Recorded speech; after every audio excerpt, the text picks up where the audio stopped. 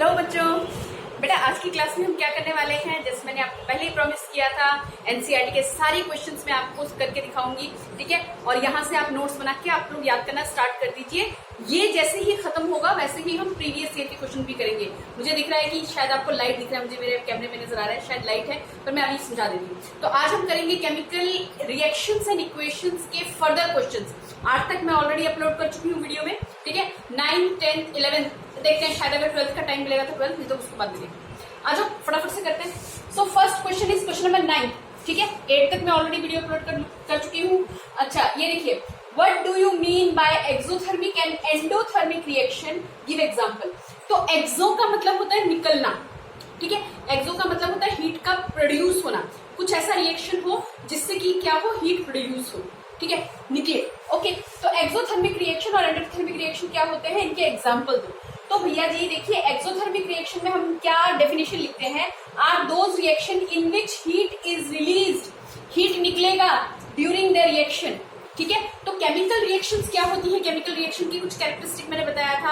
आपको कैसे पता चलेगा कि केमिकल रिएक्शन हो रहा है, तो केमिकल रिएक्शन जब भी होगा उसका स्टेट बदल जाएगा, ठीक है, या फिर उसकी स्मेल बदल जाएगी, या मतलब अलग सी महक आने लगेगी, या फिर उसका कलर बदल जाएगा, या क्या होगा, हीट प्रोड्यूस होगा, ठीक है। तो यहाँ पे हमारे पास क्या हो रहा है, हीट प्रोड्यूस हो रहा है, राइट। तो वो रिएक्शन जिसमें हीट प्रोड्यूस होता हो उनको हम क्या बोलते हैं, एक्सोथर्मिक रिएक्शंस, ठीक है। एग्जाम्पल मैंने लिखा हुआ है N2 + 3H2, दिख रहा है, नहीं दिख रहा तो दोबारा से लिख दूं, इसके ऊपर मैं एक बार और फेर देती हूँ, हाँ भैया। N2 + 3H2, यहाँ पे हमने क्या ले लिया, नाइट्रोजन ले लिया, और यहाँ पे 3 एटम किसके हमने H2 के ले लिए, हाइड्रोजन के ले लिए, क्या बना 2NH3 अमोनिया बना, प्लस साथ में क्या निकला, हीट एनर्जी निकला। ये बात समझ में आ रही है। एक्सोथर्मिक रिएक्शन कौन से रिएक्शंस, वो रिएक्शन जिसमें कि क्या होता हो, हीट प्रोड्यूस होता हो, तो एक्सोथर्मिक रिएक्शन। अच्छा इसको सिंपली तुम ऐसे भी समझ सकते हो, जब मैंने आपको आगे जब मैंने रिएक्शंस के बारे में बताया था कि केमिकल इक्वेशंस या रिएक्शंस क्या होती है, तब मैंने जब आपको समझाया था, तो सुनिए ध्यान से, लकड़ी या कार्बन या समझो, ठीक है, या कोयला आपने जलाया in the presence of air, तो क्या निकलता है, कार्बन डाइऑक्साइड, और क्या निकलता है उससे, हीट निकलता है, हीट एनर्जी निकलती है, नहीं निकलती है, हाँ। तो वो रिएक्शन हमारा क्या है, एक्सोथर्मिक रिएक्शन, ठीक है। एक एग्जांपल और लिखा है, CH4 + O2 मीथेन + ऑक्सीजन। अच्छा एक चीज और, यहाँ पे ना मैंने तीर जो बनाया ना, एक इधर का एक इधर का, ये ना रिवर्सिबल प्रोसेस है, याद रखिएगा। ये कैसे प्रोसेस है, रिवर्सिबल, यानी कि इन दोनों को कंबाइन करके एक तरह से ये कॉम्बिनेशन रिएक्शन भी दिखा रहा है, ठीक है। N2 + 3H2 को कंबाइन किया, क्या बन गया, 2NH3 प्लस साथ में क्या निकला, बहुत अमाउंट में हीट एनर्जी निकल गया। तो 2NH3 से हम रिवर्स करके N2 + 3H2 में इसको हम ब्रेकअप भी कर सकते हैं। ये रिवर्सिबल रिएक्शन है, ठीक है। ये सिंबल किसका होता है, रिवर्सिबल का, यानी इससे ये या इससे ये हम बना सकते हैं, इसको चेंज कर सकते हैं, ठीक है। यहाँ पे करो, क्या लिया हमने, मीथेन ले लिया, CH4 + O2 रिवर्सिबल रिएक्शन में क्या दे रहा है, carbon dioxide + 2H2 + lots of amount of heat energy, ठीक है। एक और रिएक्शन है जिसको मैं पहले भी आप लोगों को पढ़ा चुकी हूँ कि कैल्शियम ऑक्साइड, अरे रे रे यस, एक सेकेंड, ये वाला लिखना चाहो तो लिख लो, नहीं तो मैं लिख रही हूँ, दोबारा से लिख रही हूँ इसको, ये वाला लिखना चाहो लिख लो, ये भी सही है, लेकिन एक और लिख देते हैं, कैल्शियम ऑक्साइड। क्या नाम पढ़ाया था मैंने इसका, मैंने कहा था याद रखिएगा, कैल्शियम ऑक्साइड यानी लाइम या क्विक लाइम जिसे हम बोलते हैं ना। इसको जब हम रिएक्शन करवाएंगे किसके साथ, वाटर, इसमें पानी मिला देंगे, अरे सफेदी होती है घर में सफेदी होती है, तो चूना लाके इसमें जरा पानी डाल दो, ठीक है। तुम मत डालना, तुम डालोगे तो पता चला कुछ और ही हो जाए, मुंह जल जाए, ठीक है। तो यहाँ पे क्या बनता है, कैल्शियम हाइड्रोक्साइड बनता है, lots of amount of heat energy is release, ठीक है। क्या बन गया यहाँ पे, CaOH, और यहाँ पे क्या निकला, हीट एनर्जी, बहुत हीट एनर्जी निकलती है। तो चूने को जब भी पानी में डुबोया जाता है, हालांकि ये कॉम्बिनेशन रिएक्शन का ही एक पार्ट है, लेकिन क्योंकि मुझे एक्सोथर्मिक दिखाना है तो मैंने ये वाला एग्जाम्पल लिख दिया, लिख लोगे बच्चों। अब आ जाओ एंडोथर्मिक रिएक्शन, जिन रिएक्शन को करवाने के लिए हमें एनर्जी देनी पड़े, अपने आप ना हो जाए। तो डिकम्पोजिशन रिएक्शन में मैंने करवाया था, डिकम्पोजिशन रिएक्शन में हमने करवाया था ना कि हीट दे के किसी एक सब्सटेंस को दो अलग अलग सब्सटेंस में तोड़ने के प्रोसीजर को डिकम्पोजिशन रिएक्शन बोलते हैं, बताया था, वो मैंने बहुत अच्छे से समझाया हुआ है। तो एक्सोथर्मिक रिएक्शन हमारे कैसे रिएक्शन है, डिकम्पोजिशन पे मत जाओ, अभी सुन लो ध्यान से। एंडोथर्मिक रिएक्शन, एंडो अंदर, राइट, एंडोथर्मिक रिएक्शन यानी वो रिएक्शन जिसमें हीट एब्जॉर्ब होता हो या हीट देना पड़ता हो रिएक्शन करवाने के लिए, ठीक है। तो जैसे यहाँ पे हमारे पास यहाँ पे क्या है, कैल्शियम कार्बोनेट है, CaCO3।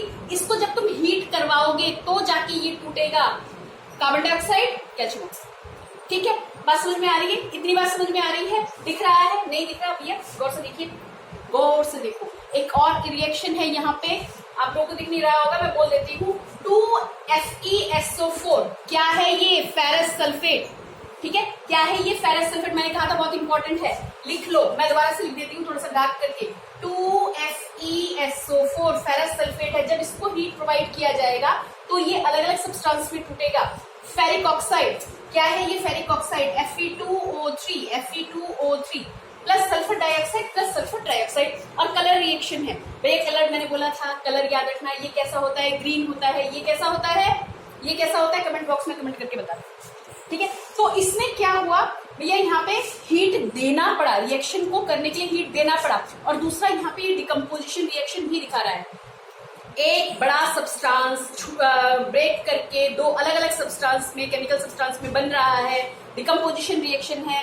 क्या देना पड़ रहा है? हीट देना पड़ रहा है। तो डिकम्पोजिशन में हमने कई बार हीट दिया, कई बार इलेक्ट्रिसिटी से करवाया, सनलाइट से करवाया। कुछ याद आ रहा है ना? ठीक है, तो हो गया एक्सोथर्मिक एंडोथर्मिक। समझ में आया? सिंपल सी बात, एक्सोथर्मिक जहां पे हीट रिलीज होता हो, एंडोथर्मिक जिन रिएक्शंस को करवाने के लिए हीट देना पड़ता हो। ओके बच्चों, अब आ जाइए, अगला हमारे पास है why respiration is considered as an exothermic reaction, explain. तो भैया जी, बायो जब मैं करवा रही थी आप लोगों को, तो मैंने आपको करवाया था, रेस्पिरेशन करवाया था। रेस्पिरेशन क्या होता है? सिंपल लाइन में याद रखो, रेस्पिरेशन एनर्जी जो मिलती है, जो हमने फूड खाया वो फूड इतना पतला हो गया कि वो हमारे ब्लड स्ट्रीम्स में चला गया। ठीक है, अब वो क्या करेगा? जो हमने ऑक्सीजन इनहेल किया, उस ऑक्सीजन के साथ जाके क्या करेगा? रिएक्शन करेगा, और उससे हमें क्या मिलेगी? एनर्जी मिलेगी। बस वही चीज है। ठीक है, तो यहाँ पे जो मैंने लिख रखा है इसको एज इट इज लिख लेना। During respiration glucose is decompose. Glucose क्या हो रहा है? डिकम्पोज हो रहा है। किसमें? ग्लूकोज किसमें टूट रहा है? Carbon dioxide gas and water vapour. ठीक है, किसकी मदद से? ऑक्सीजन की मदद से, राइट। तो जो हमारे फूड में जो ग्लूकोज गया, फॉर्मूला C6H12O6 प्लस किसके साथ रिएक्शन कर गया? 6O2। रेस्पिरेशन प्रोसेस यही होता है। और इससे हमें क्या मिला? Carbon dioxide, 6 molecules of carbon dioxide, 6 molecules of water plus heat energy. ये एनर्जी हमारे शरीर को चलाने के लिए जरूरी होता है। समझ में आया? समझ में आया? इतना समझ में आया? ओके, इतना एज इट इज लर्न कर लेंगे। अगर कुछ ना लिखा हो, कुछ ना समझ में आया हो, क्योंकि आज मेरा मार्केट में थोड़ा सा उठपटांग कुछ हो रहा था, ठीक है, तो बता देना मेरे को। ठीक है, 9th और 10th क्वेश्चन कर लिया हमने। अब 11th और 12th करेंगे, बिल्कुल सेम ऐसा ही है। देखो 11th करते हैं। तो बच्चों मैंने हालांकि 11 लिखा था, लेकिन 12वां क्वेश्चन भी कर लेते हैं इसी के साथ, ताकि आपका थोड़ा सा जल्दी से हो जाए काम। ठीक है, और भी वीडियो बनने। ओके, क्वेश्चन नंबर 11 पे देखते हैं। क्वेश्चन नंबर 11 दिया हुआ है, why are decomposition reactions called the opposite of combination reaction. Decomposition reaction को हम कॉम्बिनेशन रिएक्शन, मतलब डिकम्पोजिशन रिएक्शन को हम उल्टा रिएक्शन ऑफ कॉम्बिनेशन रिएक्शन क्यों बोलते हैं? यानी कॉम्बिनेशन में जुड़ना, डिकम्पोजिशन में टूटना। तो बस वही उन्होंने पूछ रखा है कि ऐसा बोलते क्यों है। ठीक है, right equation for these reaction. तो बेटा ये वो रिएक्शंस है जो ऑलरेडी मैं पहले पिछली क्लासेस में आपको बता चुकी हूँ, लेकिन फिर से एक बार देख लो। डिकम्पोजिशन रिएक्शन तो वो होता है जिसमें एक बड़ा केमिकल सब्सटेंस टूट के दो अलग अलग केमिकल सब्सटेंसेस में बदल जाता है, दो या दो से ज्यादा। अभी भी इससे पहले वाला एग्जांपल किया था ना, सल्फर डाइऑक्साइड, सल्फर ट्राइऑक्साइड, याद आ रहा है कुछ? यस। ओके, तो डिकम्पोजिशन रिएक्शन हमारे पास क्या हुआ? कैल्शियम कार्बोनेट लिया हमने, इसको जब हमने हीट प्रोवाइड करवाया, एंडोथर्मिक। तो सारी चीजें ना इंटर रिलेटेड है बच्चे, कंसेप्ट क्लियर रखना अपना। और अगर आपको डाउट है तो पूछ लेना, बेशक पूछ लेना, लेकिन करो ढंग से करो। ठीक है, कैल्शियम कार्बोनेट को जब हमने हीट दिया तो ये डिकम्पोज हुआ, टूट गया दो सब्सटेंस में, कैल्शियम ऑक्साइड, कार्बन डाइऑक्साइड में।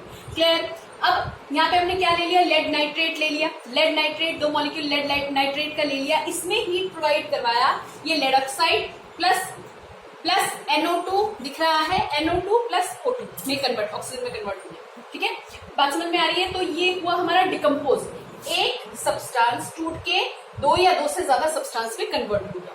लेकिन कॉम्बिनेशन में क्या होता है? कॉम्बिनेशन में उल्टा होता है, दो या दो से ज्यादा चीजें मिलके एक सब्सटेंस तैयार करती हैं। ठीक है, तो मैंने यहाँ पे एक्सोथर्मिक वाला एक रिएक्शन लिख लिया। ठीक है, दोनों मतलब एक ही रिएक्शन में आपको दोनों चीजें पता चल जाएगी। ठीक, ओके तो हमने यहाँ पे क्या किया, हमने यहाँ पे थोड़ा सा गलत कर दिया। यहाँ पे हमने नाइट्रोजन लिया प्लस यहाँ पे हमने क्या ले लिया, यहाँ पे थोड़ा सा ओके तो हमने क्या लिया, ये वाला ऑलरेडी हम रिएक्शन पहले लिख चुके हैं, है ना। तो यहाँ पे नाइट्रोजन हाइड्रोजन क्या किया, कंबाइन करवाया, क्या आ गया 2NH3 कंबाइन किया, दो चीजों को, बहुत सारे रिएक्शन निपटा। आयरन प्लस सल्फर ले लो, आयरन सल्फाइड तैयार करवा लो, ठीक है। तो इस तरह के रिएक्शन है, लेकिन इसमें क्या निकल रही है, हीट निकल रही है, यानी ये कॉम्बिनेशन रिएक्शन तो है, साथ में एक्सोथर्मिक रिएक्शन का भी एग्जाम्पल है, आप डायरेक्ट फिट कर सकते हो वहां, ठीक है।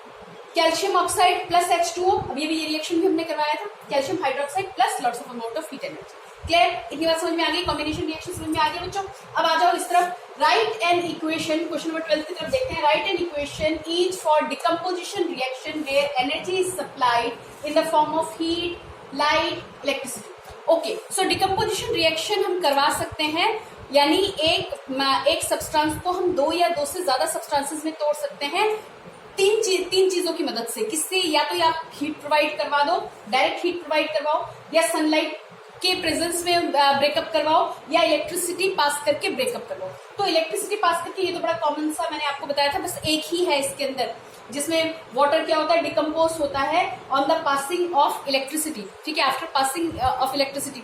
ये मेथड हमारा क्या है, इलेक्ट्रोलिसिस मेथड है, ठीक है। ये मेथड कौन सा है, इलेक्ट्रोलिसिस मेथड है, समझ में आ रहा है।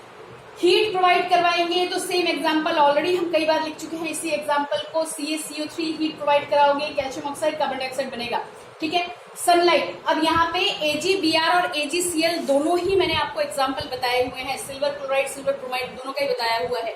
अगर एक चाइना डिश में आप सिल्वर ब्रोमाइड रख देते हो या सिल्वर क्लोराइड लेके सन की प्रेजेंस में रख देते हो, तो सनलाइट से रिएक्शन करके सिल्वर अलग रह जाएगा और ये गैस की फॉर्म में उग जाएगा। बात समझ में आ रही है, क्या हुआ, ये यहाँ पे डिकम्पोज हुआ, एक अकेला सब्सटेंस दो में टूट गया भैया, दो में टूट गया, है ना। बस समझ में आ रही है, दिस इज डिकम्पोजिशन रिएक्शन, लेकिन किसकी प्रेजेंस में, हीट की प्रेजेंस में, ये किसकी प्रेजेंस में, सनलाइट की प्रेजेंस में। तो भैया ये वाला जो रिएक्शन है ना, इसमें हमने हीट दिया, क्या है, ये हमारा एंडोथर्मिक रिएक्शन का भी एग्जाम्पल है।